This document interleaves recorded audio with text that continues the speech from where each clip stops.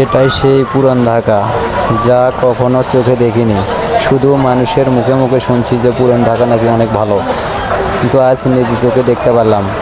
আস্তায় এত বৃষ্টির কারণে, আস্তায় এমন পরিমাণে বৃষ্টি হয়েছে, আস্তা বেড়া চলাফেরা করা যাচ্ছে না। 1 ঘন্টা বৃষ্টি হইলে আস্তায় আর চলাফেরা করা যায় না। আপনারা নিজে চোখে দেখেন, আমি কখনো বিশ্বাস করিনি, আর আজকে নিজে চোখে দেখলাম। আর সেখানে আসলাম, আসে পানিতে অনেকক্ষণ ধরে হাঁটলাম, কিন্তু পানি শেষ হয় না। যারা পুরান ঢাকা আসেননি কখনো, তারা আসতে পারেন, আসে দেখতে পারেন যে কী অবস্থা পুরান ঢাকা। যদি ভিডিওটা ভালো লাগে সবাই শেয়ার করবেন, আর